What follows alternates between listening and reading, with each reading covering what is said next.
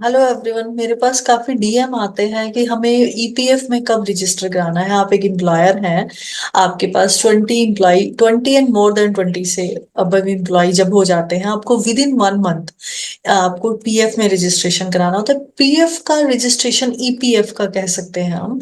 उसका registration basically employer और employ दोनों के लिए ये बेनिफिट है। एम्प्लॉय को ये फाइनेंशियल असिस्टेंस प्रोवाइड करता है आपके एम्प्लॉय को in case of illness death. Financial support के लिए ईपीएफ का अकाउंट ओपन होता है। इसमें एम्प्लॉयर के क्वेश्चंस रहते हैं कि क्या कंट्रीब्यूशन अमाउंट रहेगा हमारा। उसमें 12% ऑफ द कंट्रीब्यूशन अमाउंट रहता है आपका और एम्प्लॉय का। बोथ पार्ट मतलब एम्प्लॉयर एंड एम्प्लॉय दोनों को 12-12% इसमें 12-12% आपको कंट्रीब्यूट करना होता है आपकी ईपीएफ अकाउंट में। ये कैसे फाइल होता है ईपीएफ का डिपेंड करता है। आप बिजनेसमैन हैं, आपका प्राइवेट लिमिटेड कंपनी है, पार्टनरशिप है, अकॉर्डिंगली टू डॉक्यूमेंट सबमिट होते हैं। ऑनलाइन प्रोसीजर है।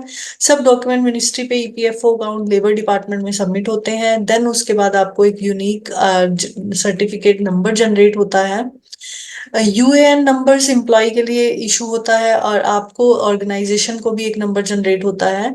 ईपीएफओ कोड बोलते हैं जिसको, वो जनरेट होता है। इसके थ्रू आप अपनी रिटर्न फाइल कर सकते हैं और अपने सारे कंप्लायंसेस इसको आपको मेंटेन करने होते हैं। प्रॉपर रजिस्टर मेंटेन करना होता है।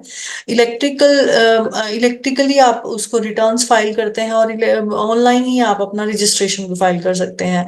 इन केस ऑफ कुछ कंपनीज के केस में ऐसा होता है कि जिन्होंने कंपनी बनाई है उनको नोटिस आ रहे हैं, प्राइवेट लिमिटेड कंपनी इनकॉर्पोरेट की, और आपको नोटिस आ रहे हैं पीएफ डिपार्टमेंट और ईपीएफ और ईएसआई डिपार्टमेंट से। बेसिकली वो आप नील की रिटर्न लॉगिन करके आप नील की रिटर्न भी फाइल कर सकते हैं उसमें, बिकॉज ऑफ आप अभी न्यू बिजनेसमैन है और आपके पास अभी कोई एम्प्लॉय नहीं है।